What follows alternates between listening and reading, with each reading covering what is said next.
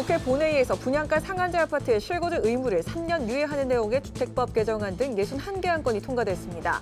여야가 극적 합의한 선거구 획정안과 쌍특검법은 곧 표결에 붙여질 예정입니다.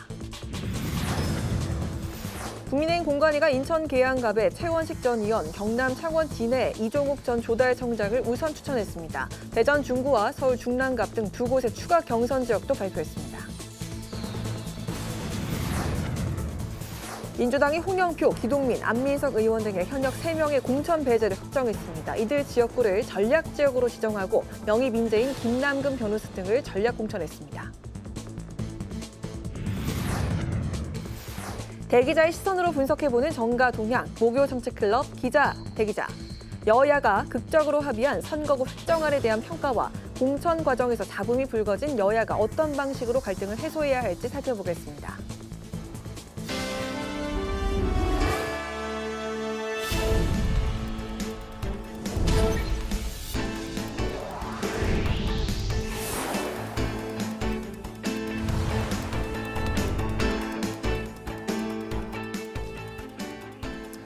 여러분 안녕하십니까? 2월 29일 목요일 국회 라이브 6 시작하겠습니다. 2월 국회 마지막 본회의에서 여야가 이번 총선에 적용할 선거구 획정안을 처리합니다. 여야는 분양가 상한제 적용 아파트의 실거주 의무를 3년 유예하는 등 민생 관련 법안들도 통과시켰습니다. 장정영 기자가 보도합니다. 국회가 2월 국회 마지막 본회의를 열고 분양가 상한제 적용 아파트의 실거주 의무를 3년 유예하는 내용의 주택법 개정안을 통과시켰습니다. 법안이 실거주 의무 시작 시점을 현재의 최초 입주 가능일에서 최초 입주 후 3년 이내로 개정됨에 따라 분양가 상한제 적용 아파트 청약에 당첨된 경우 한 번은 전세가 가능하게 됐습니다. 한국수출입은행의 법정 자본금을 현행 15조 원에서 25조 원으로 늘려 폴란드 방산 수출을 지원하는 내용의 한국수출입은행법 개정안과 공급망 안정화 사업에 필요한 공급망 기금 채권에 대한 국가 보증 동의안도 가결됐습니다. 이와 함께 여야는 22대 총선을 41일 앞두고 선거구 획정안에 최종 합의했습니다. 여야는 선관위 획정위가 감석을 제안했던 전북 지역구 10석은 그대로 두되 비례대표에서 한 석을 줄여 22대 총선도 국회의원 300명 정수를 유지하기로 했습니다. 이에 따라 서울 지역구는 한 석 준 반면 인천과 경기는 각 한 석씩 늘게 되었고 서울과 경기, 강원, 전남 4곳의 특례구역도 지정돼 이른바 거대 공용 선거구는 면하게 됐습니다. 국회방송 장정현입니다. 국민의힘 공천관리위원회가 인천 계양갑 등 미결정 선거구에 대한 공천을 확정했습니다. 여성과 청년 후보에 대한 배려가 부족하다는 지적에 대해선 국민의 미래 비례대표 공천을 통해 고려하겠다고 강조했습니다. 국민의힘 소식 문그린 기자가 보도합니다. 국민의힘 공천관리위원회가 미결정 선거구 중 2개는 우선 추천 지역으로 선정해 후보를 의결하고 다른 2개 선거구는 경선을 확정지었다고 밝혔습니다. 먼저 인천 계양갑에는 최원식 전 국회의원이 전략공천을 확정받았습니다. 이달곤 의원이 불출마 선언을 했던 경남 창원시 진해구에는 이종욱 전 조달청장이 확정됐습니다. 경선을 치르게 된 서울 중랑갑에는 김삼화 전 국회의원과 차복원 대통령 직속 국민통합위원이 맞붙게 됐습니다. 대전 중구에는 강영환 전 국가균형발전특별위원장과 이은권 전 국회의원, 그리고 최원기 교수 등 3명이 경선 후보로 결정됐습니다. 국민의힘 공관위가 오늘까지 확정한 선거구의 후보자가 대부분 50대 이상 남성 현역 의원들로 채워지면서 여성과 청년 후보 비율이 낮다는 지적이 나오고 있습니다. 장동혁 사무총장은 남은 공천 과정과 국민의 미래에서 진행할 비례대표 공천 과정에서 해당 지적들을 감안해 나갈 것이라고 답했습니다. 공관위가 검토 중인 국민 추천제와 관련해 뒤늦게 공천의 룰을 바꾸려고 한다는 지적이 나오자 받아들일 수 없다고 선을 그었습니다. 국민들의 추천을 받아서 후보자를 결정한다는 것인데 그 방식은 우선 추천이 될 수도 있고 경선이 될 수도 있습니다. 룰을 바꿨다고 하는 지적에 대해서는 국민 추천제에 대해서 오해를 하시는 것 같고. 한편 국민의힘 인재영입위원회는 김윤식 전 시흥시장과 구홍모 전 수도방위 사령관 등 4명의 인재 영입식을 가졌습니다. 국회방송 문그린입니다. 더불어민주당이 인천 부평을에 비명계 홍영표 의원을 컷오프했습니다. 다른 현역 의원들도 공천에서 배제됐는데 서울 성북을에선 비명계 기동민 의원이, 경기 오산엔 친명계 안민석 의원이 컷오프됐습니다. 민주당 소식 한규미 기자가 전합니다. 더불어민주당 전략공천위원회가 인천 부평을에 박선원, 이동주 2인 경선을 실시하기로 결정했습니다. 친문계 핵심 인물인 부평을 현역 홍영표 의원은 경선 기회를 받지 못하고 제외됐습니다. 그동안 국정을 함께 논했던 동기들을 오늘 발표하지 못한 점에 대해서 안타깝고 죄송한 마음을 금할 수가 없습니다. 홍 의원의 컷오프 이유가 경쟁력 부족인지에 대한 질문에는 그건 아니라 답했지만 다른 이유를 언급하진 않았습니다. 비명계 기동민 의원의 지역구인 서울 성북을에는 영입인재 김남근 변호사가 전략 공천됐습니다. 오선 중진이자 친명으로 분류되는 안민석 의원 지역구인 경기도 오산시에는 영입인재 차지호 교수가 전략 공천됐습니다. 안민석 의원은 즉각 반발하며 해당 결정을 재고해달라고 촉구했습니다. 안 의원은 중앙당은 납득할 만한 설명이 없다며 친명이라는 이유로 또는 계파 갈등을 무마하기 위해 저를 희생양으로 삼아선 안 된다고 밝혔습니다. 친명 계열인 충북 청주청원의 오선 변재일 의원도 컷오프됐습니다. 한편 비명계로 유일하게 22대 총선 단수 공천을 받았던 이계호 민주당 정책위의장은 박노원 민주당 부대변인, 이석형 전 한평군수와 3인 경선을 치르게 됐습니다. 경선을 요구하는 해당 지역 예비 후보들의 재심 청구를 위원회가 받아들였기 때문입니다. 현역 송갑석 의원과 조인철 전 광주시 문화경제부 시장과의 경선이 예정돼 있던 광주 서갑에선 박혜자 전 의원이 추가돼 3인 경선이 이뤄질 예정입니다. 국회방송 한규미입니다. 비명계의 민주당 탈당 움직임에 새로운 미래 측이 임종석 전 비서실장과 서른 의원에게 손을 내밀었습니다. 여야의 선거구 획정 타결에 녹색정의당은 비례의석 축소에 담합했다며 거대 양당을 비판했습니다. 범야권 소식을 오다힌 기자가 전합니다. 이낙연 새로운미래 공동대표는 공천 갈등에 따른 더불어민주당의 연쇄 탈당 움직임에 주목하고 있습니다. 이 공동대표는 이재명의 민주당이 된 것을 비판하며 서울 중성동갑 공천에서 배제된 임종석 전 대통령 비서실장의 합류를 기대했습니다. 임종석 실장 제가 어젯밤에도 짧게 통화했습니다만 참 대단하신 분이다. 저로서는 열어놓았지만 본인은 그것이 굉장히 중요한 선택일 테니까요. 상의하겠다 그랬으니까 기다려봐야죠. 이 공동대표는 또 어제 민주당을 탈당한 서른 의원도 새로운 미래와 함께할 것이라고 예상했습니다. 한편 본회의 전에 열린 정치개혁 특별위원회에서 비례대표 의석을 한 석 줄이고 전북 지역구 10석을 유지하는 내용의 선거구 획정안이 타결되자 녹색정의당, 개혁신당 등 범야권은 강하게 반발했습니다. 양당의 비례의석 축소, 막판 담합을 강력하게 규탄합니다. 양당은 선거구 획정위원회에서 온 획정안을 무려 2달 반이나 가지고 있다가 서로 유불리 따지면서 처리를 늦춰왔습니다. 개혁신당도 논평을 내고 거대 양당의 나눠먹기식 선거구 획정이라고 비판하며 국민이 총선을 통해 이기적이고 무능한 거대 양당을 심판할 것이라고 밝혔습니다. 국회방송 오다인입니다.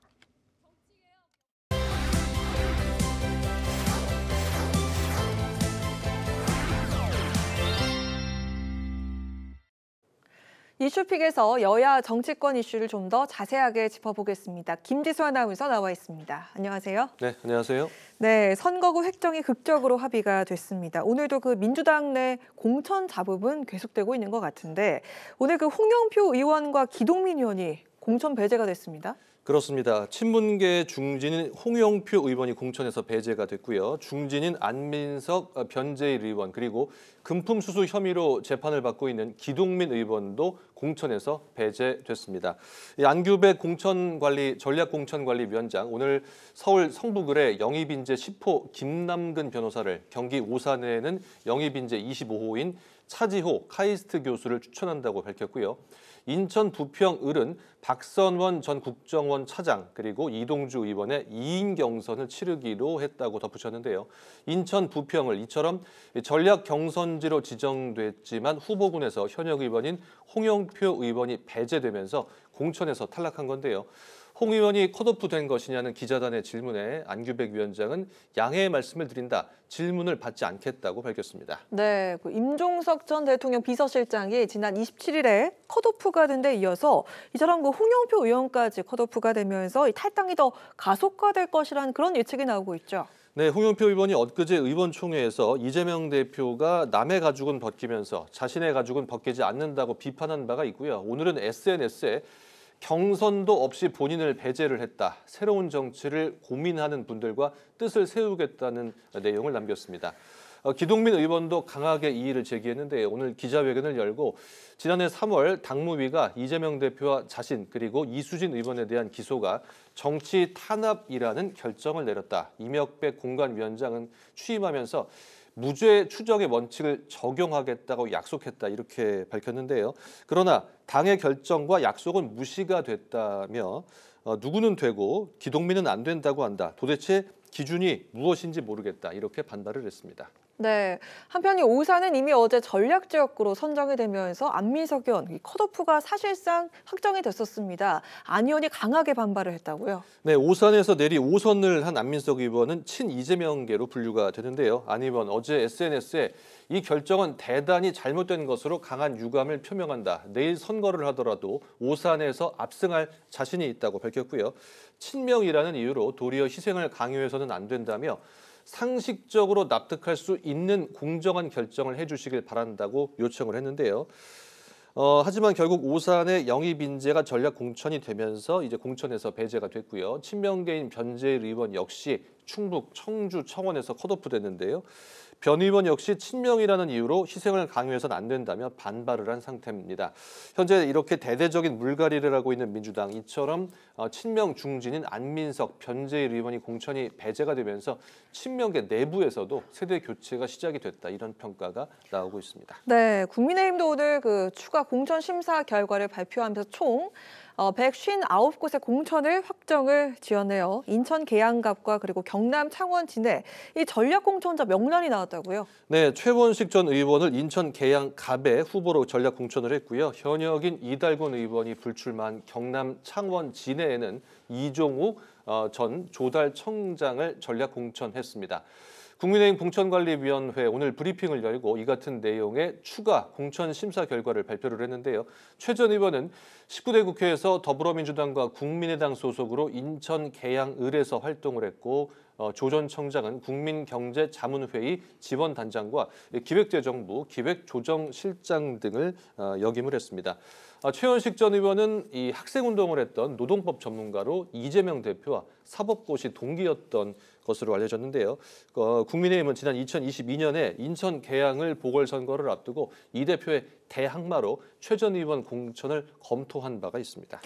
네, 한편 잡음이 없는 국민의힘을 두고 쇄신이 없다, 현역 불패냐 이런 비판도 나오고 있는데 자, 이런 국민의힘이 이에 대응해서 국민 추천제 도입을 검토하고 있다고요? 그렇습니다. 친윤, 현역 불패냐 이런 비판과 함께 여성이나 청년, 정치 신인이 공천을 받지 못하고 있다는 비판이 나오고 있는데요. 이에 국민의힘은 국민 추천제나 비례대표제 공천으로 보완하겠다는 방침을 밝혔습니다. 한동훈 비상대책위원장 오늘 기자들에게 정치 신인 문제는 비례대표에서 많이 보완해야 한다고 생각을 한다. 국민 추천제를 하겠다는 것 역시 그런 의미라고 말을 했고요. 장동혁 사무총장도 여성과 청년에 대한 배려는 남은 공천과 국민의 미래가 진행해 나갈 비례대표 공천에서 감안해 나갈 사정이라고 밝혔습니다. 한편 총선 후보를 국민에게 추천받는 이 국민 추천제 적용 지역은 여권의 텃밭인 서울 강남권과 TK 일부 지역들이 검토가 되고 있는데요. 공관위는 국민추천제 도입 여부와 구체적인 방식, 적용 지역구를 논의 중인 것으로 전해지고 있습니다. 네, 오늘 2월 29일 2월 마지막 날인데 오늘 국회도 국회 방송도 또 김지수 아나운서도 상당히 바쁜 하루였을 것 같은데 네. 개인적으로 좀 의미가 있는 날일 것 같습니다. 한 17년 정도 아나운서로 근무하셨는데 3월부터는 국회 방송 기자로 돌아오신다고요? 네, 그렇게 되면서 제가 취재 현장에 나가게 됐고요. 네. 이슈픽 이 코너는 제가 오늘까지 진행을 하고 아쉽습니다. 이제 다음 주부터는 또 저희 국회 방송 보도팀 기자들이 수고해 주도록 하겠습니다. 네, 열심히 보도해 주신 내용들 시청자 여러분들께 저희가 잘 전달하도록 하겠습니다. 그동안 수고 많으셨습니다. 네, 강 앵커 고맙습니다. 고맙습니다. 시청자 여러분도 고맙습니다. 고맙습니다.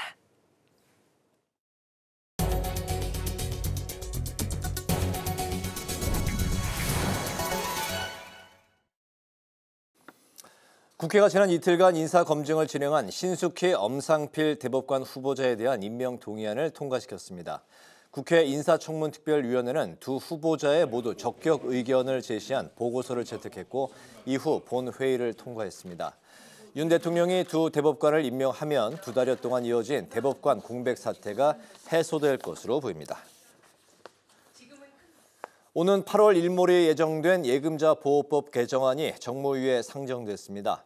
현행 예금 보험료율 한도의 적용 기간을 연장하는 내용인데 법안 일몰로 예금 보험료 수입 하락 등 예금 보험기금의 안정적인 운영을 위해 개정안 논의가 시작됐습니다. 다만 현행 한도가 98년에 만들어진 만큼 향후 업권별 현실을 반영한 차등 규정을 명시해야 한다고 정무위 수석전문위원이 조언했습니다. 국민의힘이 탄소 중립 포인트 상한액을 올리는 내용의 기후 미래 공약 2호를 발표했습니다. 탄소 중립 포인트는 연간 최대 7만 원 적립이 가능한데 이를 50만 원까지 올리겠다는 게 공약의 주요 내용입니다. 국민의힘은 이번 공약 발표를 끝으로 지난 1월부터 이어온 국민 택배 형식의 총선 공약 발표를 마무리하고 선거 공약집을 출간할 예정입니다. 더불어민주당이 범야권 비례정당인 민주개혁진보연합의 비례대표 후보자를 내기 위한 공모를 진행합니다. 추천인 공모는 오늘부터 다음 달 6일 정오까지 민주당 홈페이지를 통해 접수받으며 이후 서류 심사와 면접이 진행될 예정입니다. 민주당 후보자 선출 규정과 동일한 부적격 심사 기준이 적용되며 전문성과 도덕성 검증을 위해서 14종의 개인 서류도 같이 검증할 계획입니다.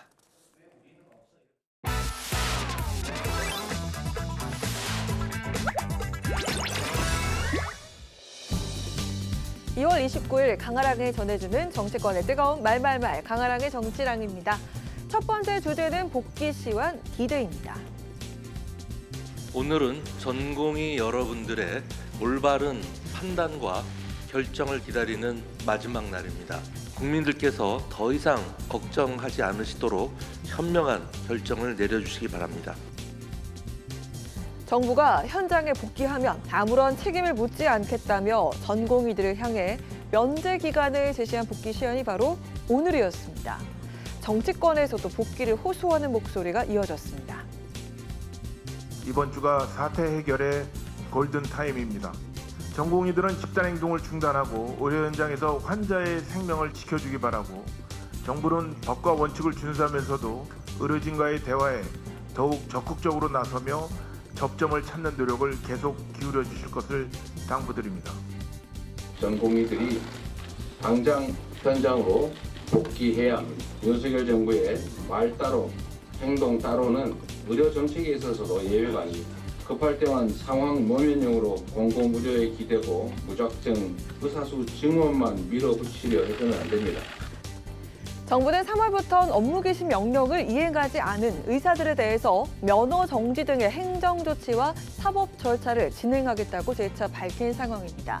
현행 의료법에 따르면 정부의 업무 개시 명령을 특별한 이유 없이 이행하지 않으면 최대 3년 이하의 징역 또는 3천만 원 이하의 벌금형이 가능하고 1년 이하의 의사 면허 정지 행정 처분이 내려질 수 있다고 명시가 되어 있습니다. 정부는 오늘 국립대 의대 교수를 2배로 대폭 늘려서 의학 교육의 질을 높이겠다는 계획을 내놓기도 했습니다. 또한 의료 대란이 벌어질 가능성에 대비한 비상진료 대책을 발표했습니다. 먼저 올해 5월까지 순차적으로 개소 예정이던 수도권, 충청권, 전라권, 경상권의 광역응급의료 상황실을 다음 달 4일에 조기 개소하기로 한 건데요. 이 가운데 서울대학교 병원장이 파업 중인 전공의들에게 복귀를 직접 호소하는 이메일을 보낸 점도 주목을 받고 있는 상황입니다. 정부가 100개 수련병원의 서면 보고 자료를 확인한 결과 어제 11시 기준으로 294명이 복귀를 했고 사직서를 제출한 전공의는 80.2%, 근무지를 이탈한 전공의는 72.8%라는 점을 감안하면 복귀자는 아직 미미한 수치입니다. 오늘까지 돌아오시면은 저희가 불문에 붙이고 그다음에 저희가 생각하는 미래의 의료 체계에 대한 청사진도 같이 논의할 용의가 있습니다. 저희가 만약 대화를 하게 되면 2,000명의 그 필요성, 근거를 다시 설명드리겠습니다. 근무지 이탈 전공이 9,000명 중 최소 5,000명 이상은 돌아와야 의료 붕괴를 막을 수 있다는 분석이 지배적인 상황입니다. 정부가 제시한 데드라인에 과연 최종적으로 얼마큼의 전공의가 복귀하게 될지, 그리고 향후 행정적 처벌에 대한 파장 등의 귀추가 주목됩니다. 두 번째 주제, 명문 정당대 문명 전쟁입니다. 임종석 전 실장의 컷오프 파장이 친문 대 친명이라는 계파 갈등의 폭발로 비화되는 분위기 속 임 전 실장의 향후 행보에 이목이 집중되고 있습니다. 선산을 지키는 국은 소나무가 되겠다라고 이야기했던 것도 사실은 그런 논의들을 했던 결과거든요. 임종석 실장의 방식대로 아마 민주당을 구하고 그다음에 총선 승리를 가져올 수 있는 그 역할을 하기 위해서 끝까지 아마 투쟁을 할 것이다, 저는 그렇게 봅니다. 하지만 이재명 대표는 어제 임종석 전 실장을 겨냥한 듯 탈당은 자유라면서 세대 교체를 강조했습니다. 해당 자리에서 이계호 의원이 농담처럼 건넨 셀프 친명 발언을 이 대표가 받아치는 장면이 화제가 되기도 했습니다. 친명 이계호 생각합니다. 아니 이게 단순 출신되면 친명이 돼버리고. 저도 막 국민당 웃었습니다. 제가 요새 비명됐습니다. 경선해가지고. 내가 비명됐습니다. 하루 아침에. 폭발하고 있는 계파 갈등에도 이처럼 아랑곳하지 않고 원칙을 고수하겠다는 입장을 밝힌 이재명 대표. 사실상 임종석 전 실장의 재고 요청을 거부한 것과 다름없는 상황입니다. 친명 친문으로 나누는 그런 이국적 구도도 옳지 않고요. 그럼 저는 뭡니까? 임종석 전 실장이 문재인 대통령의 초대 비서실장이라고 해서 과연 그것이 친문의 정확한 상징이냐. 명문 정당이라면 이렇게 하면 안 되죠. 단순히 뭐 두 사람 이재명과 문재인 전 대통령의 명문이 아니라 진짜 전통과 역사를 자랑하는 민주정당으로서요. 명문 정당이라고 본다면 이렇게 하면 안 되는 거죠. 이 가운데 이낙연 새로운미래 공동대표는 임종석 전 실장을 향해 모멸감을 잘 참은 점을 칭찬한다면서 공개적인 러브콜에 나서기도 했습니다. 서울 중성동갑 출마 의지를 재차 강조하며 여전한 선거운동에 나서고 있는 임종석 전 실장. 앞서 정치는 생물이란 말로 여러 가능성을 열어두기도 했습니다. 향후 그의 거취가 민주당 내홍에 적잖은 변수가 될 것으로 보입니다. 지금까지 강아랑의 정치랑이었습니다.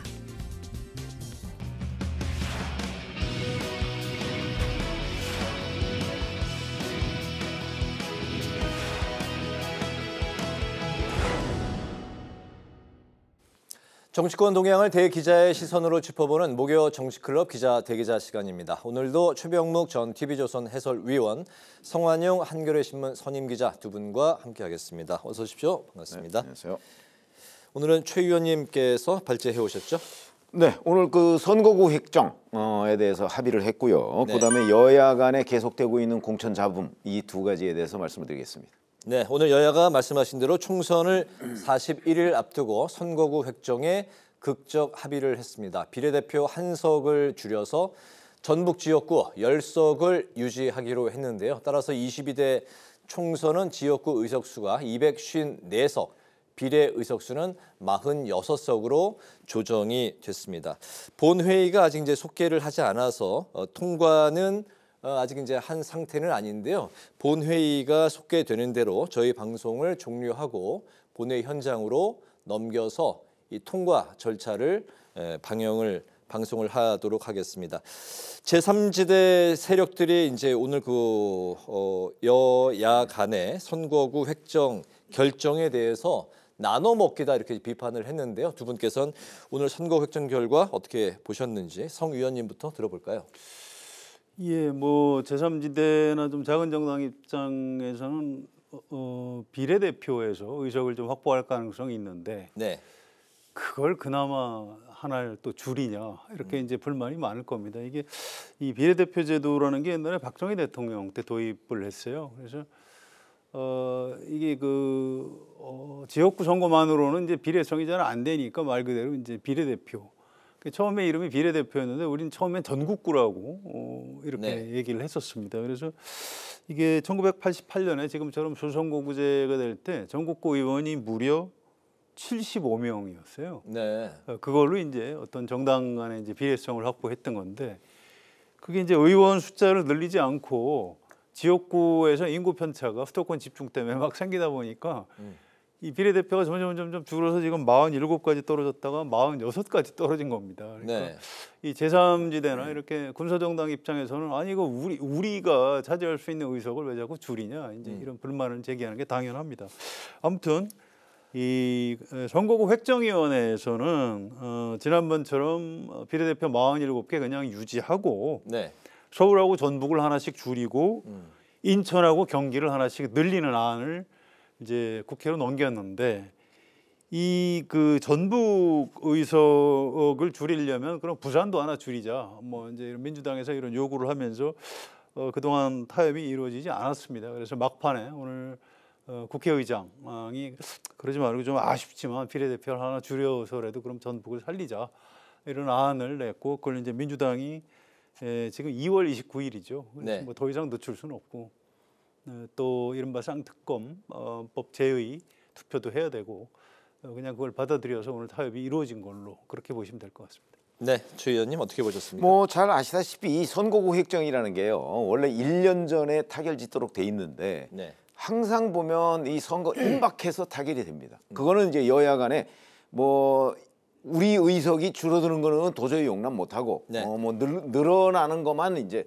하려고 자꾸 주장을 하다 보니까 양측이 충돌해서 그런 거거든요. 네. 이번에도 전북이 열석을 유지한다는 뜻은 아주 현실 정치라는 어떤 정치 공학을 본다면 결국 민주당 의석을 한 석 늘리는 셈이에요. 그렇지 않습니까? 전북을 9석으로 줄이면 민주당이 그 의석을 차지할 가능성이 높으니까 네. 그러면 결국 민주당 의석을 한 석을 더 보장해주고 대신 비례대표가 희생양이 된 거죠. 그 한 석으로. 네. 그래서 제3지대에서 얘기하는 거대 양대 정당의 나눠먹기다라고 하는 표현은 비교적 맞는 얘기다. 라고 보여지고 네. 자 그렇게 되면 이제 결국은 이제 비례 의석이 46석으로 이렇게 줄어들었지 않습니까? 네. 그렇게 되면 이제 제3지대가 차지할 수 있는 뭐 많이 줄어든 건 아니지만 그 몫이 조금 줄어들었다. 그래서 역시 이것도 굳이 규정하자면 거대 양대 정당의 횡포다 이렇게 얘기를 할 수 있을 겁니다. 네, 총선 이슈로 바로 넘어가 보도록 하겠습니다. 민주당에서는 친문 좌장 홍영표 의원, 김근택의 기동민 의원이 컷오프가 됐습니다. 친명 중진 안민석 의원의 지역구 경기 오산에는 차지호 카이스트 미래전략대학원 교수가 전략 공천이 됐습니다. 안민석 의원이 바로 친명이란 이유로 희생양 삼아서는 안 된다 이렇게 주장을 했는데요. 그렇기 때문에 앞으로 이제 친명계에서도 이러한 이제 비슷한 유사한 사례가 이제 이어지는 게 아니냐, 또 친명계에서도 반발이 이어지는 거 아니냐 이런 이제 예측도 나오고 있는 상황인데요. 이번 공천 결과 지금까지 아직도 뭐 많이 남아 있습니다만 현재까지의 민주당 공천 결과 어떻게 보고 계십니까? 그렇죠. 뭐 이제 만약 친명이든 비명이든 사실은 본인이 공천에서 배제되면요. 네. 원래 반발하게 돼 있습니다. 그러니까 그건 친명 비명과 아무 관계가 없습니다. 네. 그러니까 본인의 이익이 침해받았다고 생각해서 반발을 하는 거죠. 안민석 의원의 경우에는 과거 이재명 대표를 향해서 물론 오래전 얘기입니다만은 네. 뭐 계륵이니 뭐 이런 얘기를 한 적이 있습니다. 아마 그런 것들 때문에 이제 친명계도 일부 희생을 해야 되겠다라고 했을 때 그 희생에 아마 몇 손가락 안에 드는 네. 그런 사례가 되지 않았을까 싶고요. 그러나 이제 전체적으로는 비명계들이 주로 지금 뭐 비명 행사 얘기가 당에서 있듯이 비명계들이 주로 공천 탈락이 되고 있는 거 아니겠습니까? 네. 아마 이재명 대표는 총선 후에 그 비명계가 좀 최소화되고 당내에서 친명계가 다수를 차지하는 그런 정당의 모습을 그리고 있는 것 같아요. 네. 그래서 이제 지금 이런 식으로 바꿔놓으면 네. 결국 나중에 이제 친명계가 대거 당선돼서 돌아오지 않겠습니까? 그러면 이제 이 당을 확실하게 이재명의 민주당으로 만들기 위한 작업에 착수했고 그 결과물들이 지금 하나둘씩 드러나고 있는 건데 문제는 이제 이런 반발들이 민주당 지지율 전체의 그 하락을 지금 가져오지 않습니까? 네. 이거를 이제 공천이 다 끝난 뒤에 만회하려고 해도 그게 완벽하게 만회하기는 쉽지가 않을 것이다. 저는 이렇게 봅니다. 여전사 3인방 예, 뭐 먼저 하실 말씀이 있으실까요? 예, 그게요. 그 옛날에 제왕적 총재 시절에도 제왕적 총재가 이렇게 공천을 딱 주면 그러면 그 사람들이 다 그 제왕적 총재의 이른바 좀 부하처럼 뭐 이렇게 생각할 것 같지만 그게 그렇지가 않은 게요. 네. 당선되고 나면 내가 훌륭한 사람이기 때문에 당에서 나를 공천을 준 것이 이렇게 되는 겁니다. 그래서 이게 뭐 이재명 대표가 이제 뭐 일부 측근도 있고 대부분은 영입 인사예요. 네. 특히 이제 영입 인사들 같은 경우엔 아니 당에서 내가 필요하다고 해서 영입을 해서 내가 훌륭한 사람이기 때문에 국회의원이 됐다.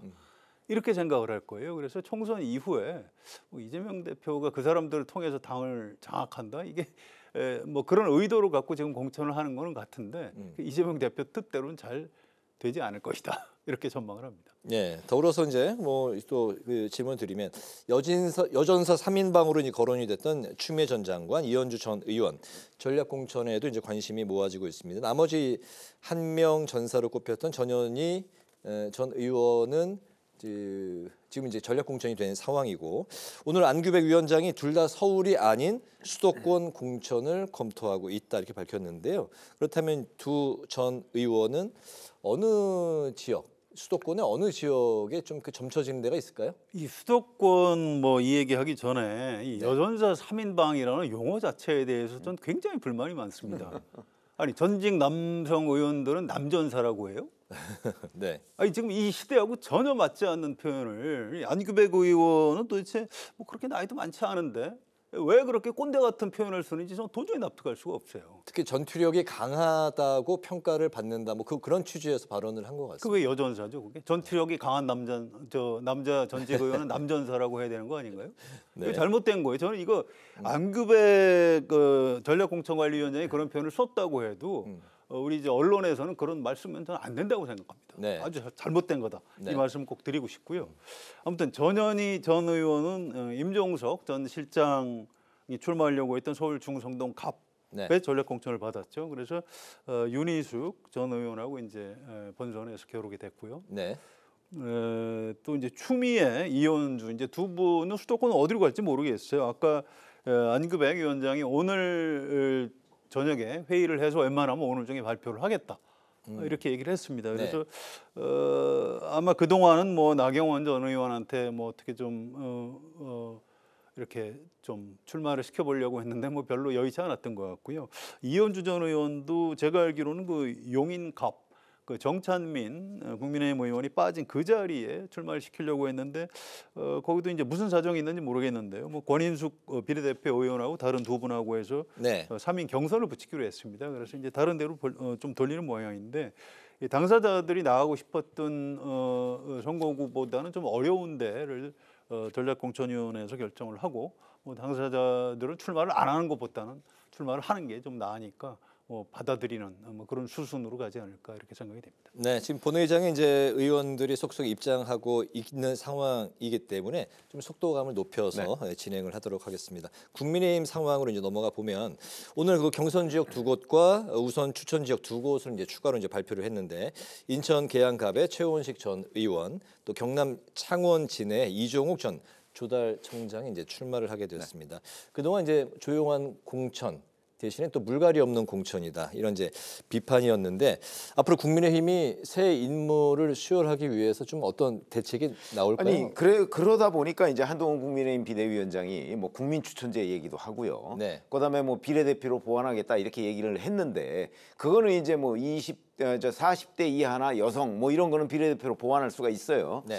근데 국민 추천제 뭐 한두 곳 한다고 해서 뭐 현역 불패 뭐 아니면 이제 영남권 중진의 어떤 기득권 보장 뭐 이런 것들을 다 불식하기는 좀 어렵다고 봅니다. 네. 그래서 이미 시스템적으로 상당한 정도의 기회를 좀 놓쳤다. 저는 이렇게 보고요. 네. 그런 점에서 본다면 한동훈 국민의힘 비대위원장이 이 정치 경험이 좀 없다 보니까 너무 이 현역 의원들의 그 어떤 기득권 지키기 이런 데에 좀 말려 들어간 것 아닌가. 전 아마 전체적으로 보면 국민의힘이 그런 비판을 피하기는 어려울 거다 이렇게 생각합니다. 그래서 이제 비례대표에서 그런 부분을 보완하겠다. 일부 보완하겠다고 지금 하는 거죠. 네. 혁신 공천은 실패한 거고요. 네. 대신 안정감 있는 통합 공천을 한 겁니다. 그래서 뭐 그냥 그 자체로 승부할 수밖에 없어요. 또 꼭 그렇게 나쁜 것도 아닙니다. 집권 여당에서는 좀 안정감 있는 국정 운영을 위해서 네. 의정 경험이 있는 의원들을 다시 공천할 수 있는 거니까요. 아무튼 이 공천이 잘 됐는지 잘못됐는지 이건 총선 결과가 말을 해줄 겁니다. 국민의힘이 총선 사전투표 관리관이 투표 용지에 직접 날인을 해야 한다 이렇게 중앙선거관리위원회를 연일 압박하고 있는데 본투표에서 관리관이 투표 용지에 직접 도장을 이제 찍는 것처럼 사전투표도 같은 방식으로 이제 진행을 해서 부정투표 논란을 없애야 된다. 동의하십니까? 뭐 그런 주장이에요. 근데 그 중앙선관위에다 물어봤더니 그게 그렇지가 않은 게요. 본투표에서도 이 투표하는 유권자가 오면 그 자리에서 이렇게 찍어주는 게 아니고 한 20장이나 30장 묶은 미리 찍어놨다가 나눠줄 수밖에 없다고 합니다. 그런데 사전투표소는 투표소가 그렇게 많지가 않아요. 네. 그래서 거기에 그 관할 선거구하고 또 다른 지역에 투표하는 사람들하고 이게 떨어져 있습니다. 투표소 관리를 그렇게 할 수밖에 없고요. 네. 그래서 이제 관인, 직인 이거를 인쇄해서 용지에다 나눠줄 수밖에 없다는 겁니다. 이게 꼭 그렇게 필요하다면은 법을 바꿔달라는 거예요. 현행법하고 대법원 판례에 따르면 지금 중앙선관위에서 하는 방식에 아무 문제가 없다는 겁니다. 만약에 지금 국민의힘 요구대로 사전투표소에서 그런 식으로 관리를 하면 이 사전투표하러 왔다가 이 줄 서서 기다리다가 아니 나 안 해 그러고 돌아갈 가능성이 굉장히 높다고 합니다. 네. 그래서 이거는 이 입법 권한을 갖고 있는 정당 또 입법부에서 좀 현실성도 좀 감안을 해서 적절한 수위에서 중앙선관위하고 얘기를 하는 게 맞는 것 같습니다. 임종석 전 실장 추후 행보에 이제 관심이 이제 크게 쏠리고 있는 상황인데요. 그 서울 중성동갑 민주당 후보 출마가 이제 좌절이 된 상황이죠. 실질적으로 지금 그렇게 된 상황인데 임 전 실장은 재고 요청을 했고 당은 이제 그럴 수는 없다, 번복할 수는 없다는 입장인데 그렇기 때문에 이낙연 공동대표, 새로운 미래 공동대표가 이제 합류를 기대한다 이런 입장인데 그렇다면 새로운 미래가 본격적인 몸집 키우기에 이제 나서고 있는 상황인데 친문 비명계 의원들이 추가로 이제 뭐 합류할 거다라는 기대감이 높아지고 있고 실제 현역 의원이 지금 2명으로 늘었습니다. 김정민 의원에서 박영순 의원이 합류를 했고 서른 의원도 이낙연 대표와 지금 접촉 중이다. 탈당 선언을 하면서 이렇게 밝혔습니다. 제3지대 세력들과 경쟁하고 있는 새로운 미래인데 앞으로 이제 기호 3번을 위해서는 이제 7석, 그러니까 지금 5석이 더 필요한 그런 그렇죠. 상황이죠. 예. 가능하다고 보십니까? 이제 서른 의원의 경우에는 어느 인터뷰를 보니까 이제 본인의 지역구에 있는 유권자들은 무소속 출마를 차라리 하라 뭐 이렇게 요구가 많다 이런 걸로 봐서는 네. 지금 새로운 미래에 합류할지 여부 자체가 불투명하고요. 네. 그다음에 다른 의원들도 이제 홍영표 의원이 오늘 얘기한 거 보니까 뭐 탈당을 할 것처럼 이제 시사를 했어요. 네. 다음 주에 입장 발표를 한다고 했으니까 그럴 경우에 과연 할 수 있을 것인가? 그러니까 네. 새로운 미래에 합류할 수 있을 것인가? 이런 부분이 전부 다 미지수예요. 네. 근데 5석은 사실 꽤 많죠. 그런 점으로 본다면 5석으로 해서 기호 3번을 과연 획득할 수 있을까? 그건 누구도 자신할 수 없는 상황인데 네. 분위기는 될 것 같은 분위기인 것은 틀림없다 이렇게 봅니다. 네.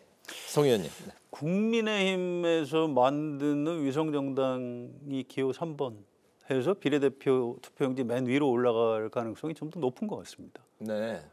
이게 기호 1번, 2번은 정해져 있으니까 뭐 방법이 없는데 4년 전에 민생당이 기호 3번으로 맨 위로 올라가서 맨 위에 올라갔으니까 좀 유리한 게 있을 것이다 생각을 했는데 그게 전혀 그렇지가 않았거든요. 그래서 이번에도 그러니까 민주당 같은 경우에는 이 불출마 선언을 한 의원들을 이른바 준위성 정당에다 보내려고 해도 싫다고 그래서 지금 의원들을 잘 못 보내고 있어요. 그래서 이게 그렇게 뭐 6석을 넘어서면은 뭐 맨 위로 올라갈 것이다 그렇게 보기 어렵고요. 지금 국민의힘 쪽에서 의원을 몇 명을 보내는가 이 문제하고도 관련이 있기 때문에 좀 더 지켜봐야 될 것 같고요. 한 가지 이낙연 전 총리가 일요일 날 아마 광주 지역구 출마 선언을 할 것 같습니다. 이 지역구를 정하지는 않았다고 하고요. 그래서 임종석 전 실장도 지금으로선 뭐 민주당을 탈당할 가능성은 별로 없죠. 문재인 정부 초대 비서실장이고 뭐 정치적인 무게감이 있는 사람이죠. 그런데 지금 호남에서는 이 조국 신당의 이름이 혁신당이죠. 그 바람이 만만치가 않다고 합니다. 그래서 호남 민심을 잡기 위해서 이제 이낙연 전 총리의 뭐 새로운 미래, 또 조국 혁신당, 또 뭐 임종석 전 실장, 뭐 이런 분들의 어떤 이합 집산과 경쟁 구도가 지금부터 시작이 되는 겁니다. 그래서 아마 다음 주에 이 정치 지형 좀 볼만한 장면들이 많이 펼쳐지지 않을까 싶습니다. 그런데 이제 비례대표 기호와 관련해서는 국민의힘은 사실은 맨 위에 올라가는 것보다는 두 번째에 올라가길 바래요. 그러니까 이제 아마 탈당시켜서 이적하는 현역 의원들의 숫자를 조절할 것 같아요. 자기들이 두 번째. 왜냐하면 지역구가 2번이잖아요. 그럼 민주당은 이제 첫 번째로 올라가면 제일 좋은 거고. 그래서 이제 국민의힘은 두 번째이기 때문에 그거에 따라서 숫자를 이제 하고 새로운 미래가 이제 기호 3번이냐 아니냐는 거는 전국적으로 통일된 기호를 받으려면 그러면 일단 7명이 돼야 되거든요. 그것 때문에 지금 기호 3번 여부가 왔다 갔다 하는 겁니다. 알겠습니다. 오늘 한 줄 논평을 듣고 마무리를 하겠습니다. 성 기자님부터 들어볼까요? 예, 한동훈 위원장이 거의 매일 기자들하고 질문 답변 이걸 주고받는데요. 그 내용을 제가 이렇게 보면 주로 민주당 공천, 그러니까 국민의힘에 대한 질문을 해도 답변을 꼭 민주당은 이렇게 하는데 그거보다 우리가 잘하지 않느냐 이런 얘기를 하고요. 또 뭐 개혁신당 뭐 국고부 조금 반납하라고 이런 비판. 하고 그래요. 그래서 집권 여당 대표인데 말이 좀 너무 날카롭고 공격적이다 이런 아쉬움이 있습니다. 그래서 아무리 좀 선거를 앞두고 다급하다지만 좀 정책 선거, 이른바 포지티브 선거 쪽으로 좀 끌고 갈 책임이 있다 생각이 돼서요. 오늘 한 줄 논평은 한동훈 위원장 좀 점잖아져야라고 하겠습니다. 네, 최 의원님. 지금까지 이재명 대표의 이 공천에 대해서 저희가 얘기를 했는데요. 사실은 이제 이게 물론 뭐 비명이라고 해서 모두 다 공천 배제하고 컷오프하고 뭐 하위 10% 포함시키고 뭐 이런 건 아닐 겁니다. 그러나 실제 그 결과를 놓고 보니까 이제 그 하위 10%나 공천 배제된 사람 중에 비명계들이 많고 그다음에 특히 어떤 본인의 잠재적인 경쟁자가 될 만한 사람들 이런 사람들이 자꾸 배제되는 경향을 보이고 있으니까 이제 반발도 커지고 그것이 곧 민주당의 정치적 부담으로 오잖아요. 그래서 이것을 이제 앞으로 41일 남았는데 그동안에 회복하는 것이 그렇게 아주 간단한 문제는 아니거든요. 그런 점에서 따져본다면 지금 현재 이재명 대표의 공천은 뺄셈 공천이 아닌가. 그래서 오늘 한 줄 논평은 이재명식 뺄셈 공천으로 하겠습니다. 네. 목요 정치클럽 기자 대기자 이제 마칠 시간인데 오늘 여야의 공천 상황을 중심으로 지금까지 최병묵 전 TV조선 해설위원, 성완용 한겨레신문 선임기자 두 분과 함께 오늘의 전국 현안을 살펴봤습니다. 말씀 잘 들었습니다. 감사합니다. 오늘 국회 라이브 6도 여기서 마치겠습니다. 시청해 주신 여러분 고맙습니다.